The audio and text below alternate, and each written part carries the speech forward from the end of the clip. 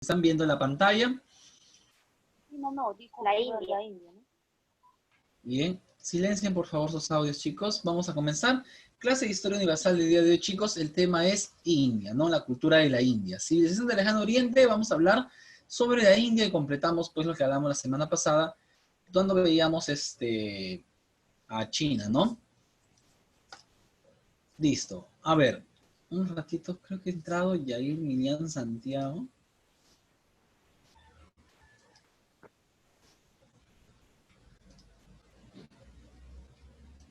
A ver, Yair Santiago, hijo, tú no eres de segundo de secundaria, estamos en primero de secundaria, creo que te has equivocado de salón. Estamos en clase de primero, por favor, retírate si no eres de este salón, porque capaz estás equivocado y estás buscando otro salón. Bien, a ver chicos, vamos a hablar entonces del día de hoy de la cultura de la India. Ya sabemos primero el espacio geográfico en donde se desarrolla esta civilización en la península, bueno, en el subcontinente índico, en lo que es alrededor de los ríos. Ya sabemos, la semana pasada hablábamos, por ejemplo, eh, de que China se desarrolla alrededor de dos ríos principales, ¿se acuerdan? Los ríos el río Amarillo y el río Azul, ese es China. Igualmente, chicos, la India se desarrolla alrededor de dos ríos principales, que están viéndolo aquí en la pantalla. El río Indo, de ahí viene el nombre India, del río Indo, y el río Ganges. Ganges o Ganges, como lo quieras decir, es lo mismo, ¿ya? Yo les digo río Ganges. Estos dos ríos, el río Ganges y el río Indo, son los ríos en los cuales se va a desarrollar la civilización de la India. Un ratito, por favor, chicos.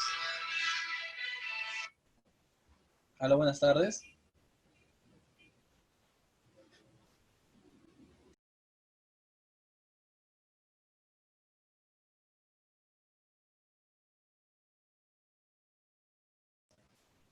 Una de esas llamadas de promociones, no me importa ahorita.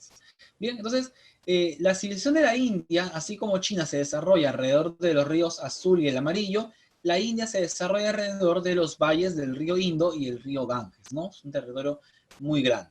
La India va a atravesar por varios periodos históricos muy, muy bonitos, muy interesantes, como por ejemplo ¿no? El primer periodo, el periodo arcaico, ¿ya?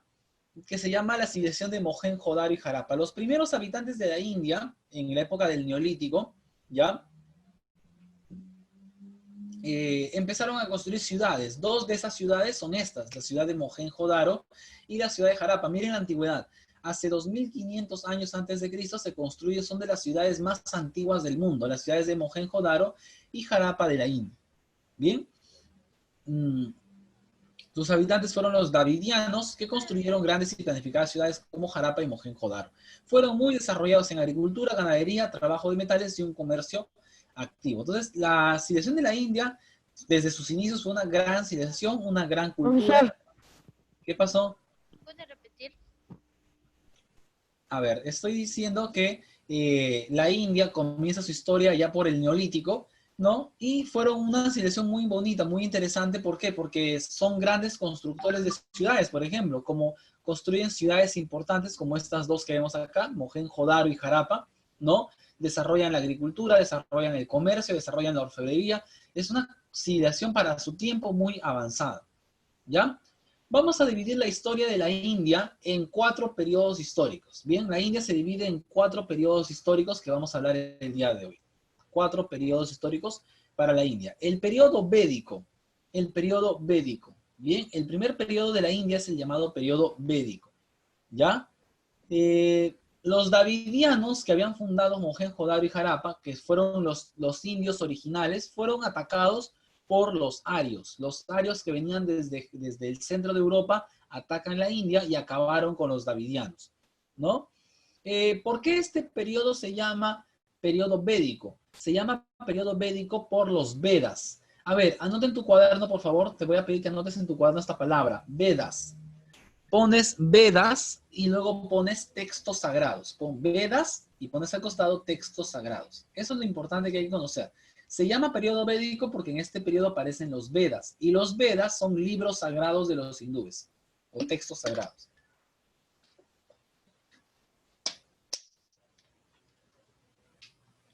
Periodo védico porque aparecen los Vedas, Vedas, bien, con V, Vedas, aparecen los Vedas o textos sagrados.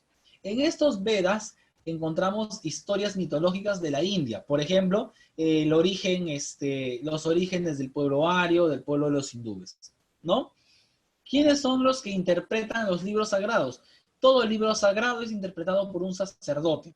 En este caso, a los sacerdotes de la India les dicen brahmanes. Cuando yo te digo, ¿qué es un brahman? Tú vas a decir, profesor, los brahmanes son sacerdotes que leían los Vedas o eran los encargados de interpretar los textos sagrados. Los brahmanes. ¿Bien? Y estos brahmanes también eran encargados de organizar a la sociedad en una serie de castas o estamentos claramente definidos. La sociedad de la India es muy clasista. Ellos viven según la clase en la que caen. Si son de la clase alta, se quedan ahí. Si son de la clase baja, se quedan en la clase baja. Son una sociedad que te mira mucho por la clase a la que eres, ¿no? Ellos están siempre fijándose en la clase social de la que tú perteneces, ¿no? Los brahmanes se convirtieron obviamente en el grupo más importante, más rico, más poderoso y controlaron el poder político. Entonces, el primer periodo de la historia de la India es el periodo davídico o el periodo de las ciudades, ¿no? Mohenjo-Daro y Harappa, que es el periodo primitivo de la India, ¿no? El primer periodo. El segundo periodo de la India es el periodo védico. ¿Por qué se llama periodo védico? Porque aparecen los Vedas. ¿Qué son los Vedas? Textos sagrados que eran interpretados por los brahmanes. ¿Quiénes son los brahmanes? Sacerdotes de la India, que también dividían a la sociedad en clases sociales, ¿no? Muy clasistas eran ellos. Y obviamente los brahmanes están a la cabeza de todo, en la cima de la pirámide social. Luego tenemos el periodo brahmánico, ¿bien? El periodo brahmánico y luego el periodo de los imperios. El periodo brahmánico es un periodo en el cual ya los brahmanes toman por completo el poder. Los brahmanes eran la cabeza de la sociedad basada en el hinduismo, ¿no? La religión de la India. Aunque en el siglo V aparece el budismo. El budismo apareció en la India. Ya Buda en realidad se llamaba Siddhartha Gautama, era un príncipe hindú. Buda era un príncipe hindú. Yo sé que ustedes piensan que Buda es un señor gordito, barrigón, que se siente y está sonriendo siempre con una mano levantada. Esa es una idea muy, no sé por qué, digamos, muy tonta que tiene la gente de cómo era Buda. Buda no, en la India no eran así. Ellos dicen que Buda era un hombre delgado, ¿ya? No sé por qué, de dónde salió eso de representarlo como un gordito. Pero Buda no es chino. Yo les dije, el budismo, la filosofía del budismo de Buda llega a China y en China muchos se hacen budistas y como son mucha gente, la mayoría piensa que el budismo es de China. El budismo nació en la India, ¿ya? Y tiene muchos, hasta el día de hoy, miles de practicantes del budismo son hindúes, ¿ya? No es una religión en sí, bueno, es más una filosofía de vida del budismo. Hoy día van a investigar ustedes sobre un poco más eso en la tarea, ¿no? ¿Qué es el budismo? ¿Ya? La fecunda llanura del Ganges permitió que las actividades agrícolas fueran capaces de alimentar a una población que aumentaba gradualmente.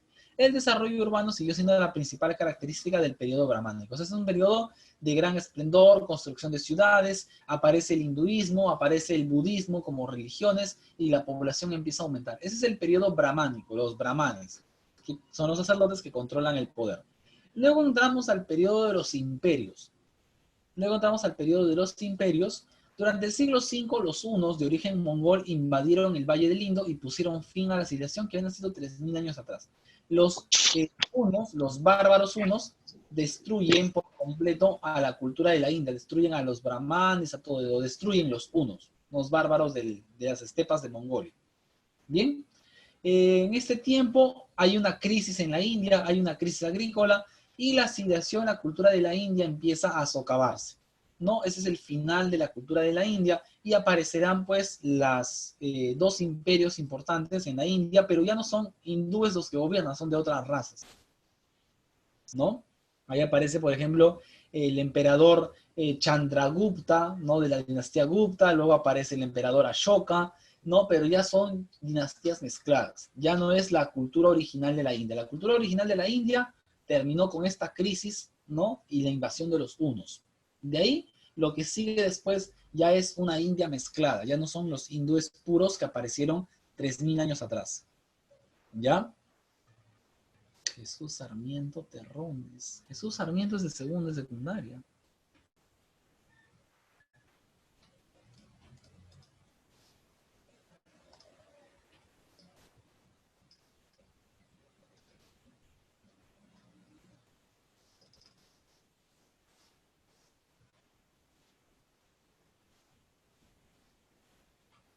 Bien. Vamos a hablar de la organización social de la India. Bien. La India les dije que es una cultura muy clasista, o sea que ellos dividen a la gente en qué parte de esta pirámide está. Bien. La casta, ¿no? Corresponde a una forma de estratificación social establecida en forma tradicional y prescriptiva por el hinduismo. Ellos, por su religión hindú, ellos creen que las personas están puestas en una casta determinada, ¿ya? Y según esa casta es donde ellos, pues, tratan a la gente y todo eso. En la cabeza de la pirámide social están los brahmanes, sacerdotes y maestros de la religión. Los hombres más poderosos, los que controlan la política, son los brahmanes, o sea, los sacerdotes. Los autorizados para leer los Vedas, que son los textos sagrados. Luego de los brahmanes están los kshatriyas. Los kshatriyas son los gobernadores y los guerreros, ¿no? Los guerreros y gobernadores son los kshatriyas, que son después de los brahmanes, el segundo grupo en importancia. Luego vienen los vaishyas o vaishyas. Los vaishyas son artesanos, mercaderes y campesinos libres. Esos son los vaishyas. Luego vienen los sudras. Los sudras son sirvientes o esclavos de la tierra, ¿ya? Y por último tenemos a los parias. Los parias no es una clase social. Parias son gente que ha perdido su casta, que ha sido expulsada. Son gente que es tratada de la peor forma, tratados como animales, ¿no? Que viven en la miseria absoluta. ¿Ya? Ser un paria en la India es estar condenado toda una vida a una vida de sufrimientos y miseria. Es muy triste la vida de los parias. Gente que ha perdido su casta, que no tienen una casta definida, no entran ni siquiera en los sudras, o sea, por debajo de ellos. Hasta los campesinos, hasta los esclavos tienen mejor trato que los parias, imagínate. ¿Ya? Listo. Bien, ahora, esto de aquí de las castas de la India tiene que ver con un mito, con el mito de Brahma. Los hindúes adoran al dios Brahma, chicos, los hindúes adoran al dios Brahma, y el dios Brahma supuestamente dice que del cuerpo del dios Brahma surgieron los hindúes. Y ahí empieza el mito, ¿no? De la cabeza del dios Brahma, de la cabeza surgieron los brahmanes, por eso es que están arriba, porque son la cabeza del dios Brahma, los brahmanes. De los brazos del dios Brahma surgieron los kshatriyas, que son los guerreros y gobernadores, ¿no? De lo que es el abdomen y los muslos de Brahma surgieron los vaishyas, que son los artesanos, mercaderes y campesinos. De los pies de Brahma, la parte más inferior, surgieron los sudras, que son los sirvientes o esclavos de la tierra. Imagínate, los parias, pues, no aparecen por ningún lado, por lo tanto, son los peor tratados, ¿no? Porque ni siquiera aparecen en el mito de la creación de los hindúes. Entonces, ¿de dónde vienen las castas sociales de la India? Del hinduismo, del mito de Brahma. De ahí vienen las clases sociales en la India, las castas. ¿Bien? Listo. ¿Cuáles son las principales religiones y creencias de los hindúes? Dos, el hinduismo y el budismo. En el hinduismo, dice, el hinduismo es una religión que cree en la reencarnación de las almas, ¿ya? Cree en la reencarnación de las almas. Que cuando tú mueres, tu alma va a ser, cuando tú mueres, tu alma va a ser reencarnada según qué tan bueno fuiste en vida. Según qué tan bueno, si tú fuiste bueno en vida, tu alma se reencarna en una persona de una clase social alta. Si fuiste bien malo en vida, te reencarnas en un gusano, te reencarnas, no sé, en un piojo, así. Los hindúes creen que tú te puedes reencarnar en animales también, ¿no?